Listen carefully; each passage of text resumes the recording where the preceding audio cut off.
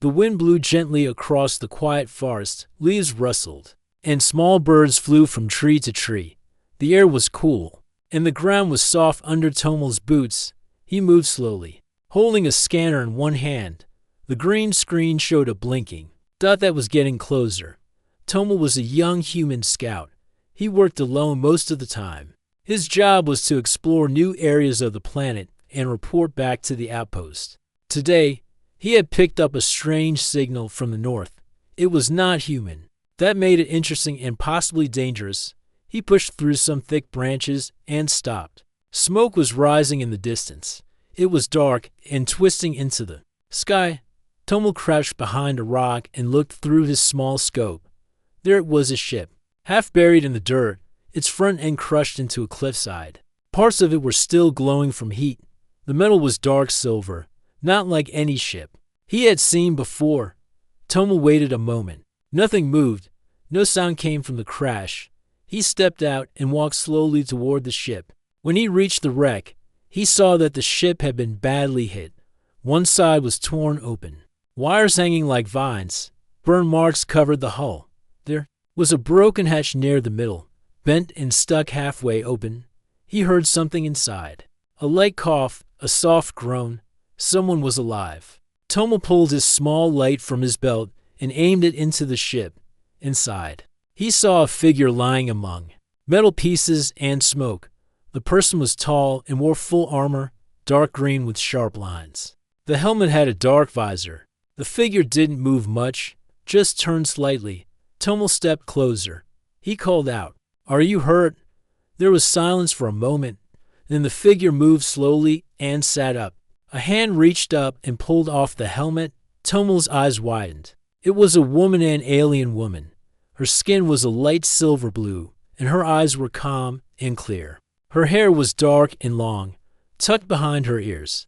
She had a soft, natural beauty. Even covered in dust and smoke, she looked straight at him and said, "Do I look hurt to you?" Her voice was calm but firm. It had a deep tone, strong and sure. Tomel blinked. He hadn't expected that. "You're standing," he said, stepping back a little, "so maybe not to hurt." She stood all the way now, her armor clicking softly. She looked around the crash site, then down at herself. "I have some damage," she said, "but I can move." "That is enough." Tomel watched her carefully. She didn't seem like an enemy, but she also didn't seem friendly. She looked proud, almost cold. "I'm Tomel," he said, "scout for the human outpost, 6 miles south." She nodded once. "I am Nara," she said, "soldier of the Tevel Empire." Tomel didn't know that name, but he remembered it. "Why did your ship crash?" he asked. Nara looked away. "I cannot tell you that." Tomel didn't press her. She was clearly not ready to explain. Still, he couldn't just leave her here. "You can't stay here," he said. "If something brought you down, it might come looking again, or worse. Someone from our base might find you before I explain." Nara gave him a sharp look. "And why do you want to help me? Because you're not pointing a weapon at me." Tomel said, "And because you're alive." For a moment, she said nothing. Then she nodded again. "Very well," she said. "Lead the way." They moved away from the crash site. Nara walked slowly at first, but then steadied her steps. She moved like a trained fighter, quiet and alert. Tomel led her down a side path, through thick trees and over small hills. As they walked, Tomel glanced back now and then. She didn't speak much, but she kept pace. Her armor still gave off a faint glow, but she seemed to be trying to hide it under a brown cloth she had pulled from her pack. They reached a small stream and paused. Tomel filled his bottle and offered some to her. She took it without a word. The sun was going down. Shadows grew long. Tomel looked up at the sky. A storm might come tonight. They needed shelter. "There's an old Earth station not far from here," he said. "It's quiet and still has power. We could rest there." Nara didn't answer, but she followed him. They arrived just as the sky turned orange.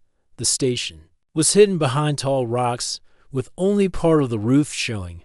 Tomel entered a code and the door opened with a soft click. Inside, lights blinked on. It was dusty but dry. There were a few beds, an old control panel, and a heater. Nara stepped inside and looked around. Strange place, she said. It's old, Tomel said, setting down his bag. But safe. Nara sat down slowly. She touched her side for a moment and winced. Tomel noticed it. You said you weren't hurt, he said.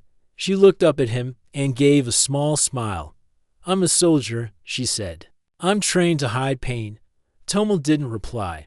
He just brought her a soft cloth and said, use this. She took it and nodded again. Thank you, for a long time. They sat in silence as the wind picked up outside. The small heater hummed, and the lights flickered now and then. Tomel looked at the strange woman sitting across from him, so different from him, yet somehow not so far apart. This was not the meeting he expected today, but it had begun something. The night passed quietly. Outside, wind blew through the trees and tapped gently against the walls of the old station. Inside, the small heater kept the cold away. Tomel slept lightly, waking often to check the door. He was used to staying alert, but something about having a stranger nearby made him more watchful. Nara didn't sleep much. She sat near the heater, legs crossed, her arm resting beside her. Her wound wasn't deep, but it had slowed her down. Still, she didn't ask for help. She stayed silent, watching the shadows on the wall. By morning, Tomel got up and checked the scanner. There were no signs of movement nearby, no creatures, no drones, no humans. We should leave soon, he said. Nara nodded and stood up. She moved with care, but did not complain. She picked up her armor piece by piece and put it back on. Her motions were smooth, almost like a dance. It was clear she had done this many times before. Tomel watched her quietly. He noticed the symbols carved into the armor. They looked old, like they carried meaning. What do those signs mean? He asked. They are from my family, Nara said, and from my people. Each one tells a part of my training. Tomel nodded. They look strong. They are not just for show, she replied. They carry weight. I am a warrior of Tevel. We do not run from danger. We do not ask for pity. Tomel raised an eyebrow. Even if you're hurt. Nara gave him a sharp look but didn't answer. Instead, she checked her wrist pad and frowned. My ship's signal is dead, she said. I cannot call anyone. Not even my command. That's probably for the best, Tomel said.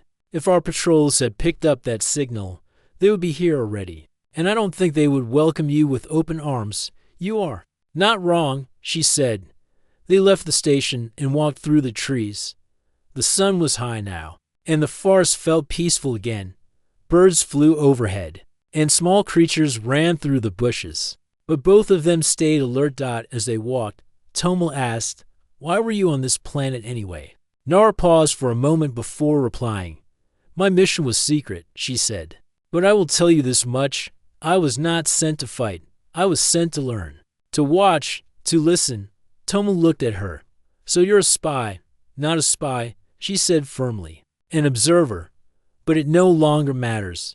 My mission is over. My ship is gone. Maybe not everything is lost, Tomel said. There's a safe place north of here, a hidden base. It's small, but it has good communication gear. We can try to contact someone you trust. Nara walked beside him in silence. Then she said, you speak kindly for someone who should see me as a threat. You don't act like one. Tomel said, and I trust my eyes more than old stories. She looked at him again, her face calm. You are different from what I was taught. Same here, Tomel said with a slight smile. They continued walking until they reached a rocky area with a narrow path. It was harder to move now, and Nara's steps grew slower. Her injury was worse than she had shown to Mel. Notice the way she leaned against the rocks when she thought he wasn't looking. Want to rest? He asked. No, she said quickly. We keep moving. But her pride couldn't hide her weakness forever. After a few more steps, she stumbled. Tomel caught her before she hit the ground. Stop pretending. He said, you need a break. She looked away. Her face was tight with frustration. I was trained never to show pain. She said quietly, maybe, Tomel said. But you weren't trained to walk with broken ribs on a rocky trail. She didn't argue. Instead, she sat down on a flat stone and took off part of her armor again. Her side was bruised and swollen.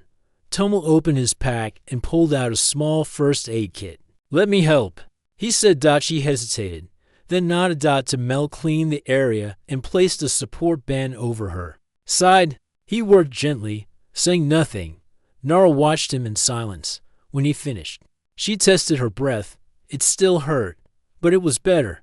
"You could have left me back there," she said. "I could have," he agreed. "But I didn't." They rested for a while. Nara leaned back against the rock and looked up at the sky. A few small clouds drifted slowly overhead. "When I was a child," she said, "I used to watch the sky from my home world. I never thought I would fall from it one day." Tomo sat beside her, staring at the same sky. "Life doesn't always follow the map," he said. She looked at him again. There was something different in her eyes now, less cold, more curious. "You speak like a soldier, but you carry no weapon." "I was trained to use one," Tomo said. "But I believe words are sharper sometimes." Nara gave a small laugh. It was the first time he had heard her laugh. "Perhaps you are more dangerous than I thought." They stood again and began walking. The land ahead turned green and soft. Again trees thinned, and the sound of water reached their ears. "We'll stop near the stream," Tomo said. "Then tomorrow we'll head north to the beacon station." "Very well," she replied. As they walked side by side, something had changed between them. It was not trust yet, but it was something close. A small thread had formed, a quiet connection built on respect, not fear. Neither of them knew what would come next, but they walked forward together. The sun was setting behind the hills. A soft orange light covered the trees, and the air turned cool. Tomo and Nara reached a small stream surrounded by flat stones and thick grass. The water was clean and clear. "This will do for tonight," Tomo said. Nara nodded. She moved slower than before, but didn't ask for help. Her side still hurt, but she kept her back straight. She was quiet as she sat on a large stone near the water. Tomo knelt by the stream and filled 2 water flasks. He handed one to her. She took it with a slight nod and drank slowly. "Still no signal?" she asked. Tomo checked his small device and shook his head. "Nothing yet, but we're getting closer to the beacon station. By tomorrow evening, we should be there." Nara leaned back and looked at the sky. Stars were beginning to appear. She seemed lost in thought. Tomo placed a small device near the edge of their camp. It gave off a soft buzz. "Motion alert," he said. "If anything comes near, this will beep." "You think someone is following us?" she asked. "I don't know," Tomo said, "but I've learned to be careful." Nara placed her armor beside her and rolled her shoulders. Her muscles were tight. She touched her side and winced a little but said nothing. Tomo sat across from her. He pulled a dry food pack from his bag and handed her one. She opened it without a word and started eating. After a few minutes, Nara spoke again. "Back home, they taught us that humans are noisy and reckless, but you move quietly, and you observe more than you speak." Tomo looked at her with a small smile. "And what did they teach you about your own people?" "That we are strong, proud, and always ready to fight," she replied. "Is that what you believe?" He asked. She thought for a moment. "It is what I was trained to believe." Tomo nodded and looked into the trees. The wind moved gently through the leaves. Night fell quickly, and the forest grew dark. Suddenly, the motion device gave a soft beep. Both of them stood up. Tamel whispered, "Something's coming." He picked up his scanner. A red dot blinked on the screen, just outside their range. Nara put on her armor quietly and grabbed a small energy stick from her belt. It lit up with a low hum. "It's not human," she said. "I can feel it." They moved behind a large tree and waited. The sound of leaves shifting grew louder. Branches snapped. Something big was moving through the forest. Then, out of the shadows, a tall creature stepped into the clearing. It had 4 legs and a long tail. Its skin was rough and dark. Its eyes glowed faint blue in the night. Tomo whispered, "It's a shadow beast. I've seen one before. They're fast and hard to scare." Nara gripped her energy stick tighter. "We fight, Then, no, Tomel said. I'll distract it. You find a spot and strike from behind. She looked at him sharply. You would risk yourself? I don't have your speed, but I know this forest, he said. Before she could reply, Tomel picked up a rock and threw it toward the other side of the clearing. The beast turned its head. Tomel ran through the trees, making just enough noise to lead it away. The creature growled and chased after him. Nara moved fast. Climbing a tree and jumping to a low branch, she stayed still, waiting for the right moment. Tomel ran in a circle and led the beast back to the stream. He slipped once, but kept moving. When the beast stepped into the clearing again, Nara dropped from the tree and struck. Her energy stick hit the beast's side. It roared in pain. She hit it again, and the creature stumbled back. Tomel grabbed a branch and swung it at the beast's head. The blow didn't hurt it much, but it gave Nara a chance to strike once more. This time, the beast fell. It got up, slowly limped back into the trees, and vanished. Both Tomel and Nara stood still, breathing hard. That was close, Tomel said. You were brave, Nara said. And foolish, he smiled. Maybe. But it worked. Nara looked down at her arm. A small cut ran across it. You're bleeding, Tomel said. It's not deep, she replied. He pulled out a clean cloth and handed it to her. She pressed it against her arm and sat down again. Tomel checked the scanner. No more signals. I think it's gone. They sat in silence for a few minutes. The forest was quiet again. You didn't have to help, Nara said softly. You could have stayed hidden. You didn't have to fight, Tomel said. But you did. Nara looked at the stars.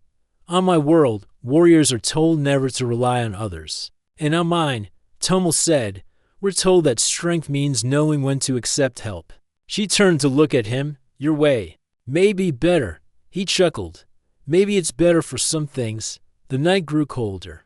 Tomel added a small heat stone near them, and it warmed the area gently. Nara removed the top layer of her armor and rested.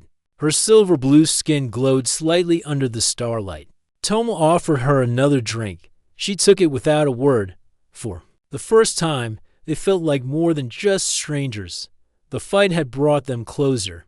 Tomorrow, they would reach the station. But tonight, they sat near the stream, warmed by the heat stone and the quiet understanding between them. Something had changed. The next morning, light rain fell as Tomel and Nara packed their things. The trees glistened, and the ground was damp but not muddy. The sky was gray, and the air felt fresh. Tomel adjusted the strap on his bag and looked at Nara. We're about 4 miles from the beacon station, he said. If we keep a steady pace, we'll reach it before dark. Nara nodded. She was wearing her full armor again, but Tomel could tell she was still tired. Her movements were slower, and she held her side now and then. Still, she did not complain. They walked in silence for a while. Birds chirped in the trees, and small animals moved through the underbrush. The path was narrow but clear. Tomel led the way, stepping over roots and guiding her around slippery rocks. After some time, he asked, Is your injury worse? I will manage, Nara replied. Tomel stopped and looked at her. There's no shame in being hurt. There is no honor in weakness, she said. Tomel didn't agree, but he didn't argue. Instead, he offered her a walking stick made from a thick branch. She hesitated, then took it. Thank you, she said softly. As they walked on, the forest began to change. The trees grew taller, the leaves darker. The sound of water echoed through the woods. A narrow stream flowed beside the path now. Tomel picked up a flat stone and skipped it across the water. It bounced 4 times before sinking. I used to do this as a kid, he said. Nara watched the ripples. We have games like that too, but not with stones, with light discs. Tomel smiled. That sounds easier, only if you're trained, she said. They kept moving. The ground rose slowly, and the air became cooler. Soon, they reached the edge of a wide rocky slope. Far ahead, high cliffs stood like walls. Tomel pointed. There, he said. The beacon station is hidden behind that ridge. It looks far, Nara said. It is, Tomel replied. But we're almost there. They started climbing. The rocks were wet from the rain, and the path was steep. Nara struggled more than usual. Her wound was making each step harder. Tomel noticed and offered his hand. She looked at it for a moment, then took it. Together, they climbed the last part of the hill. At the top, they rested on a flat stone. The view was wide. The forest stretched far behind them. The sky above was slowly clearing. Tomel gave her water and some dried food. Nara ate quietly. After a few minutes, she spoke. "I didn't expect to meet someone like you." "Like what?" Tomel asked. "Kind," she said. "Careful. You look at the world with different eyes." Tomel looked out over the forest. "Maybe it's because I've spent so much time alone. You learn to see things more clearly." She nodded. Suddenly, Tomel's scanner beeped. He looked at it quickly. A signal was nearby. He tapped the screen and frowned. "Something's blocking the beacon," he said. "It should be broadcasting, but the signal is jammed." "Jammed?" Nara repeated. "That means someone doesn't want it working." Tomel nodded. "And that someone might still be here." They stood quickly and moved down the other side of the ridge. The path became rocky again, and the wind picked up. The trees thinned, and snow covered parts of the ground. The beacon station came into view, a small metal building hidden under a rock shelf. It had antennas on the roof and solar panels on the side. But the main antenna was broken. Tomel rushed to the door and entered a code. The door opened with a soft click. They stepped inside. The room was cold and dark. Dust covered the floor. Lights flickered weakly. The main screen on the wall showed a red warning sign, "System failure." Tomel read. He walked to the control panel and began pressing buttons. Nara stood near the door, watching the forest through the small window. "Someone was here," she said. Tomel looked up. "What do you see?" "Tracks," she said. "Big ones, and not human." Tomel checked the panel again. The system was shut down from outside. The wires were cut. "Then we are not alone," Nara said. Tomel looked serious. "We need to fix this. If we can send even a short signal, someone from the outpost will pick it up." He opened the side panel and began repairing the wires. Nara walked over to help. "You know machines?" he asked. "A little," she said. "Enough to connect what is broken." They worked together. Nara held a light while Tomel repaired the wires. The panel sparked once, but didn't break. After 20 minutes, the screen turned green. "Signal ready," Tomel said with relief. He typed a short message, "Emergency," to survivors at Northern Beacon Station. Signal was jammed. "Possible enemy nearby. Request help." He pressed send. A small light blinked. The message had been sent. They both sat back, tired. Outside, the wind howled. Snow began to fall more heavily. "We'll stay here tonight," Tomel said. "It's safer inside." Nara nodded. She removed part of her armor and sat near the wall. Tomel brought out the last of his food and shared it with her. She ate slowly. After a while, she asked, "If help comes tomorrow, what will happen to me?"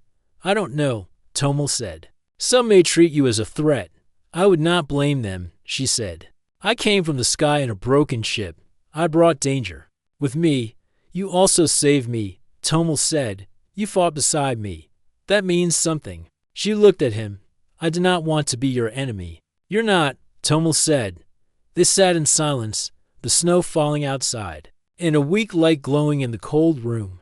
A soft beeping came from the panel. Tomel looked. "They got our message. A ship is coming by sunrise." "That's good," Nara said.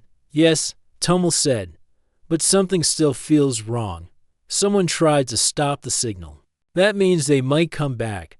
Nara stood and placed her armor back on. "Then we'll be ready." Tomel looked at her and nodded. Together, they prepared to defend the station. Snow kept falling outside the beacon station. The wind grew stronger, whistling through the cracks in the walls. Inside, the lights stayed dim, but the green signal light on the control panel continued to blink. The message had been sent. Now, they waited. Tomel stood near the window, watching the trees.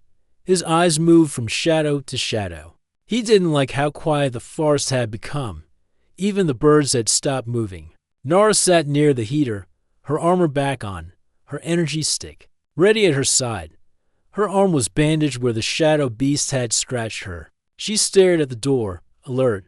How long until the ship arrives? She asked out to check the screen. About 6 hours. If the weather doesn't slow them down, we may not have 6 hours, Nara said. Tomel nodded. I know. He walked over to a metal box near the wall and opened it. Inside were a few old defense tools, a flare gun, the sensor mines, and a weak shock stick. He laid them out on the table. Not much, he said, but better than nothing. Nara picked up one of the sensor mines and turned it over in her hand. This will help if they come from the front. Tomel handed her a screwdriver. Let's fix them and place them now. Together, they worked quickly. Nara checked the wires inside the mines while Tomel loaded the flare gun. The shock stick barely held a charge, but it might still slow something down. Once the traps were ready, they stepped outside into the snow. The air was freezing. Wind pushed against their faces, and their boots sank slightly into the white ground. They placed one sensor mine under a fallen tree near the slope. The second one went beside a large rock. Hidden from sight, Tomel marked both spots on his scanner. They returned to the station, their hands cold but steady, back inside. Tomel rubbed his arms and looked at Nara. You're not used to snow, are you? No, she said. My world is warm. We train in heat, not cold. Well, Tomel said with a half smile. Welcome to the frozen side of life. Nara gave a quiet laugh. It's not all bad. She took off the top layer of her armor again and sat near the heater. Her silver blue skin shone slightly in the warm light. She stretched her arms and leaned back. Tomel sat beside her and passed her a water flask. She took a sip, then looked at him. You carry no rank, she said.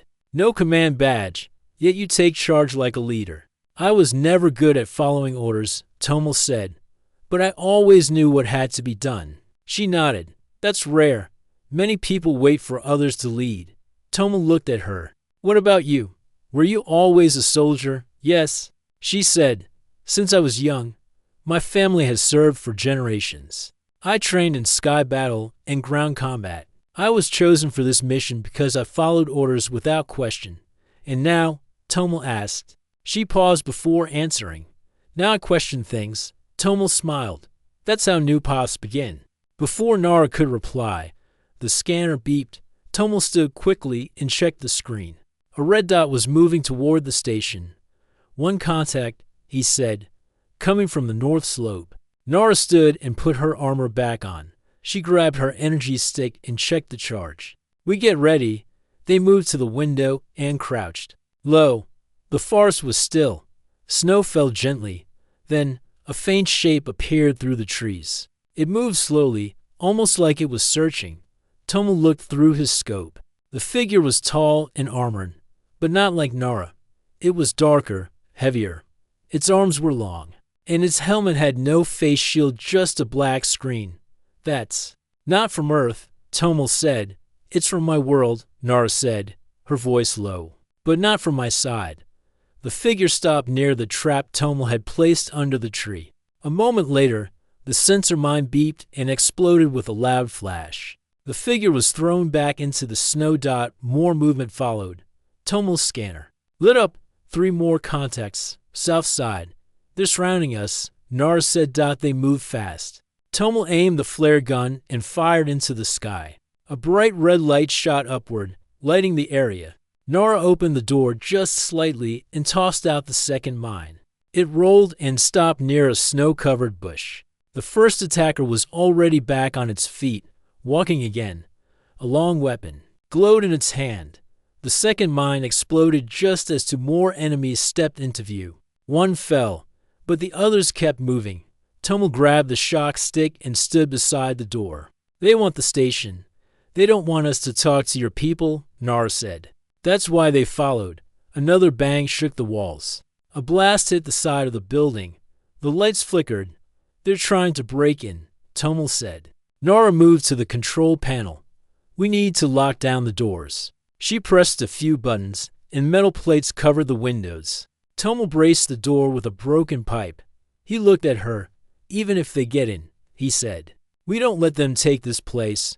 We fight together, she said. The door shook again. Then silence. Tomel and Nara stood ready. 1 second passed, then another. Suddenly, the roof shook, and snow dropped down inside the station from a weak ceiling vent. Tomel pointed up. They're coming from above. Nara jumped and struck the ceiling with her energy stick. It cracked. A dark arm reached through, but she hit it hard. Tomel joined her, using the shock stick to push back anything that came through the hole. Finally, a loud sound came from outside, a strong humming. The sound of engines. Tomel looked at the scanner. A green dot was approaching fast. They're here, he said. The rescue ship. The attackers heard it too. They backed off, retreating into the trees. The hum grew louder until a small transport ship landed outside the station. Human soldiers rushed out and surrounded the area. Tomel and Nara opened the door and stepped into the light. They were safe for now. The wind had not stopped, but inside the rescue ship it was quiet. Warm lights filled the cabin, and the air no longer smelled of snow or smoke. Tomel sat on one of the side benches. His coat was torn, but he was unharmed. Nara sat across from him. Her armor was cracked and dark in some places, but she was calm. Her silver-blue skin glowed softly under the ship's lights. Soldiers gave her curious glances, but no one asked questions yet. They were told she was not a threat. Commander Reed walked into the main room. He was tall and serious, wearing a black uniform with silver bands on the shoulders. He looked at Nara, then turned to Tomel.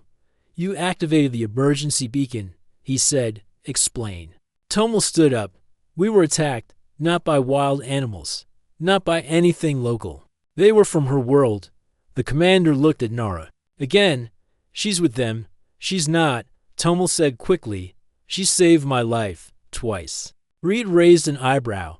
And you trust her? Yes, Tomel said. Nara spoke.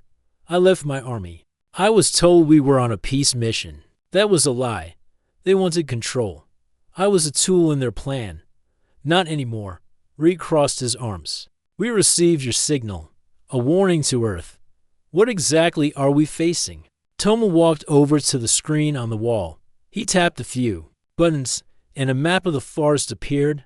Red dots blinked where the attackers had come from. They're not sending full armies, Tomel said. Just scouts, testing our defenses. Quiet moves. And she knows more, Reed said, pointing to Nara. I do, she replied. There are more like me, trained and loyal to their empire. They come in small numbers to study, weaken, and prepare. Your planet is not the only target, but it is the most to watch. Reed stared at her for a moment. Then he turned back to Tomel. You were a mechanic, Reed said. Now you bring warnings about interplanetary war. I didn't plan this, Tomel said, but I'm part of it now. Reed gave a short nod. We'll send this data to Central Command. Until then, both of you are coming with me. The ship changed direction and began to rise. Outside the windows, the snow-covered trees faded away. The stars slowly became clearer as they climbed higher. Tomel sat back down beside Nara. She looked out the window, her eyes distant. Will they chase us? Tomel asked. No, she said. Not now. They didn't expect your people to fight back so fast. Tomel chuckled softly. They don't know us well. Nara looked at him. I know more now. They landed 2 hours later at a mountain base, hidden deep between sharp cliffs and thick clouds. The platform opened and guards guided them into the main building. Inside, everything was metal and light. Screens lined the walls, showing space traffic, weather changes, and unknown signals. Tomel followed Commander Reed through a long hall. In a private room. They sat down for questioning. High Officer Mira, a woman with short gray hair and clear eyes, stepped in. I've read the report, she said. You claim this alien woman speaks the truth. Tomel nodded. Yes, she helped us. Mira looked at Nara. And why would you turn on your own people? Because I am tired of lies. Nara said, I was told we came in peace, but I was ordered to break peace. I will not be used. Mira listened quietly. Then she looked at both of them. We have one question. Why now? Why Earth? Nara answered slowly. because you were the last. Other planets fell because they waited too long. You still stand, and they fear that. Mira stood still for a moment. Then she turned to Reed. Prepare a long-range message. We're sending warnings to our colonies and allies. This is no longer local. Reed left to give the order. Mira leaned toward Tomel and Nara. You two may have saved lives today, but we don't know what happens tomorrow. I know one thing. Tomel said, they'll come again, and next time, they won't send just scouts. Later, in the quarters they were given, Tomel lay on the bed and stared at the ceiling. The soft hum of machines filled the air. He couldn't sleep. His hands felt restless. He sat up and saw Nara, sitting near the window. Her armor was off again. She wore a simple white shirt, her shoulders bare. Her eyes focused on the stars outside. Can't sleep? He asked. No, she said. Too many thoughts. He walked over and sat near her. They both looked out into space. Do you miss your home? He asked. Yes, she said. But I don't miss the orders. They sat in silence for a while. Then Tomel said, I never thought I'd be here, helping send messages across galaxies, sitting beside a warrior from another world.